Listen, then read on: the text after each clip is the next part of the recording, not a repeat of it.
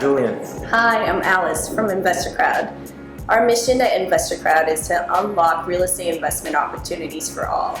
And this is our weekly wrap-up of all things crowdfunding, companies, deals, projects, and regulations from around the world with a particular focus on Asia. So why don't we start off on a lighter note? Yes, so the infamous potato salad crowdfunding campaign, where an Ohio man on Kickstarter wanted to raise $10 to make as much potato salad as he could for his friends. He ended up raising $55,000 of pledges. So it just goes to show you never know what's really going to take off when it comes to these crowdfunding campaigns. On a more serious note, let's talk about the P2P lending industry. Earlier this year, a Chinese P2P lending platform called Yizhubao was found to be in the biggest Ponzi scheme in the crowdfunding industry and history, with about 1 million investors defrauded and about 7.6 billion US dollars. That's right, nearly 50 billion. That's crazy. Renminbi. Absolutely crazy. How does something like that happen? I think you have to live and work in China to really believe that unbelievable story is possible. A Chinese billionaire has come out with summarizing some of the problems with the Chinese P2P. There's a lot of frauds, there's a lot of scams, there's an inability of platforms to price risk, and there's no credit scores for individuals. So the regulators in China have actually said there are 1,700 problem lenders out of an estimated 4,000 to 5,000 companies. So everything in China is done differently, but not good for investors.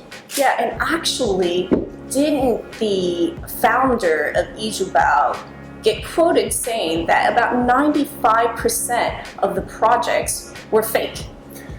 Yes, I think that they did. It's another crazy China story.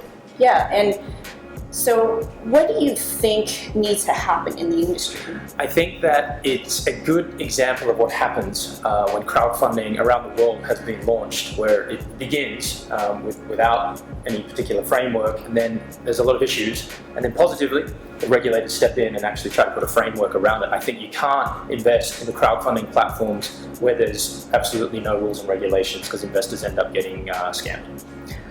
So related to that, the Chinese regulators have tried to do something about that, and they've recently announced official rules for P2P lending platforms in China, restricting the amount that borrowers can raise on a platform and across platforms altogether. I think they also said something about the capping the fees that platforms can charge, where it was some platforms were charging up to 40% of the loans borrowed to the borrower, where that is clearly not a sustainable business model.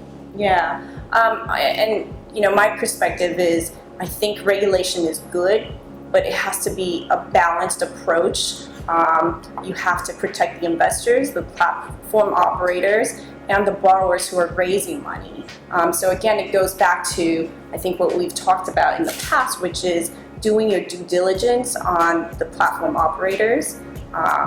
Yep, and I think Singapore has been one of the forward-thinking governments by actually putting in some crowdfunding legislation recently, which is a huge positive step for the industry and for investors. That's right.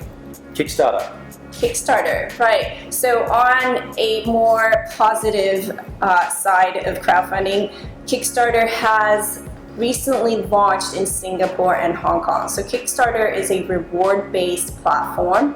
And what that means by launching in this region is that creators, people who are raising money for their products, can now list their projects on Kickstarter.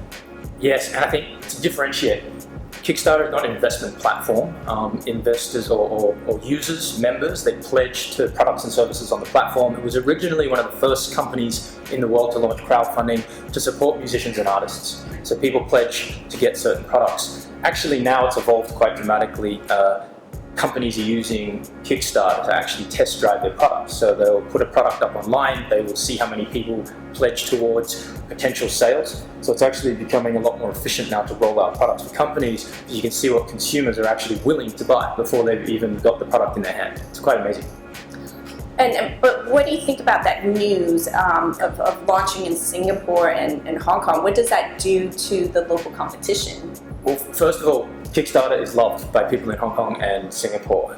300,000 members have pledged over 40,000 projects over the last couple of years. So it now allows creators who are based in Singapore and Hong Kong to actually raise some money on those platforms. But there were companies that started with the same mirrored business model as Kickstarter a couple of years ago here in Asia and Singapore. They all had to pivot because they weren't raising enough money, there weren't enough members, so the business model itself wasn't sustainable. So although it's a great thing that they're here and people here can raise money on it, other people couldn't make that happen because they didn't have the scale. So I guess there's pros and cons. Yeah, it is a shame though. It does take away from developing the local ecosystem for crowdfunding. Yeah, but if you can't make any money, there's no way that you can run the platform anyway. Yeah. So that wraps it up for this week.